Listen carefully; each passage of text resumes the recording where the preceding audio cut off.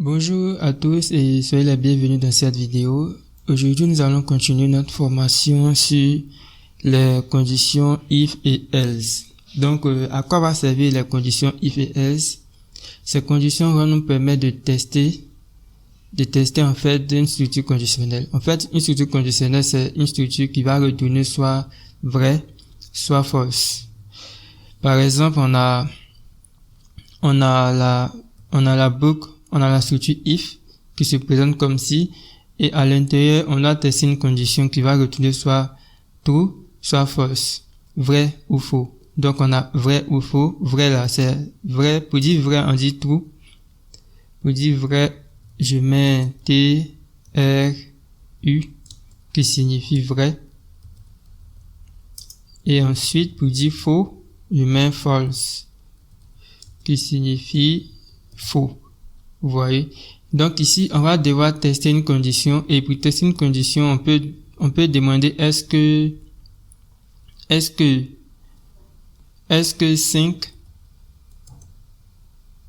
je peux tester 5 est supérieur à 5, ou bien 5 est supérieur à 1. Si 5 est supérieur à 1, alors on va exécuter cette suite d'instructions-là. Bon, vous-même, quand vous réfléchissez, vous voyez un peu que 5 est supérieur à 1. Donc, logiquement, ça doit retourner quoi? Ça va retourner true. Et vu que ça va retourner true, on va exécuter l'instruction qui est là. Donc, on va exécuter. On exécute l'instruction. Là, on va exécuter l'instruction. Donc, on peut décider d'afficher oui, 5 est supérieur à 1. Donc, je vais afficher un message. Pour afficher un message, j'utilise le package printf.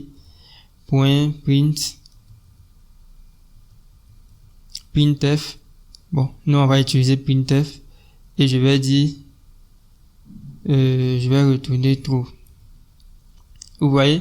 Donc, on retourne true. Maintenant, dans le cas contraire, si ça doit retourner false, si la condition qu'on teste ici doit retourner false, logiquement, ça va exécuter une suite d'instructions, mais ça va exécuter la suite d'instructions qui se retrouve au niveau du else. Là, je n'ai pas précisé de else. Donc, si je mets 6, là, logiquement, ça doit pouvoir retourner false. Si ça retourne false, ça doit pouvoir exécuter quelque chose. Mais là, j'ai pas programmé qu'est-ce que ça va exécuter. Donc, on va tester. Pour tester, je fais go run main.go. J'exécute. Vous allez voir que ça retourne rien. Ici, on me dit que le package main n'existe pas. Donc, je réexécute. Quand j'exécute, vous voyez que ça n'exécute rien. Donc, si je veux que ça exécute quelque chose, dans le cas où la condition retourne false, je vais mettre la structure else. Et je mets mes accolades. Donc ici, on va exécuter une instruction si c'est faux. Exécuter instruction si c'est faux. Voilà, donc j'exécute. Là, je vais mettre false. Voilà. Donc, on va réexécuter encore le programme. Cette fois-ci, il vient de retourner false. Bon, là, vous savez pourquoi il est toujours sur la même ligne. C'est parce que j'ai pas rajouté de retour à la ligne. Donc, je vais toujours rajouter un retour à la ligne en faisant /n. Et ici, je mets /n. Donc, ici, si j'avais mis peut-être le 1 qu'on avait mis au départ, donc, logiquement, il va retourner true. Bon, là, j'ai fait une erreur, je devais mettre n, j'ai pas mis n. Voilà, c'est /n, je réexécute. Et voilà, il a retourné, il est rentré ici parce que la condition est true. Maintenant, on a aussi la possibilité de tester en fait des variables, donc de mettre la structure conditionnelle dans une variable. Donc ici, on va déclarer une variable booléenne. Là, on va appeler ça condition. On va appeler ça condition égale, et je vais mettre par exemple 50 modulo 2 égale 0. Donc quand je fais 50 modulo 2 égale 0, je vais maintenant mettre le contenu de cette variable juste ici. Je mets condition. Donc on va tester si 50 modulo 2 égale 0. On va tester cette condition là. Et on va dire si c'est true ou bien si c'est false. Ou bien même on va afficher simplement. On va simplement afficher en fait la variable juste ici. Et pour afficher la variable juste ici, je fais pourcentage V. Je mets pourcentage V et le deuxième paramètre, je mets la condition. Ici aussi, je fais pareil, je fais pourcentage V. Et le deuxième paramètre, je mets condition. Donc, on va réexécuter. Lorsque j'exécute, vous voyez que c'est marqué true. Ici, on va mettre 57. Donc, on va essayer de calculer. On va vérifier est-ce que 57 est pair. False. En fait, pour définir qu'un nombre est pair ou impair, on doit calculer en fait le nombre.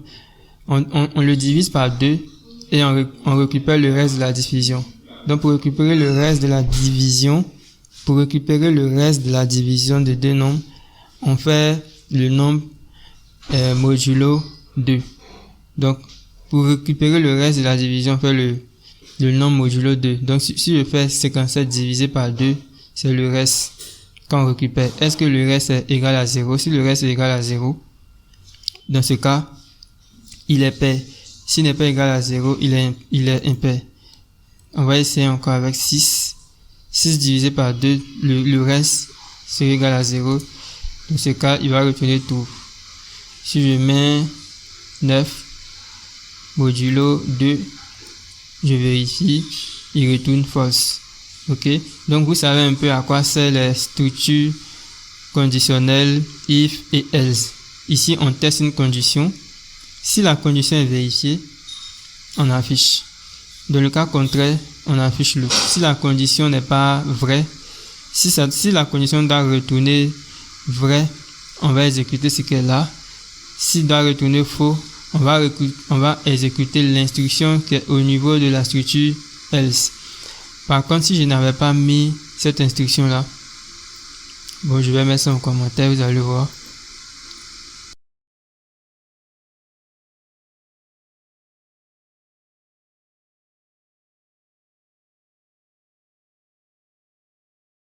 Ok, je mets ça en commentaire. On va réexécuter. Vous voyez qu'il n'exécute rien. Il n'exécute rien. Pourtant, il doit retourner false. Ça, c'est parce que j'ai retiré ça. Voilà. Donc, merci d'avoir suivi cette vidéo et rendez-vous dans une prochaine vidéo où nous allons continuer à apprendre la programmation en langage Golang.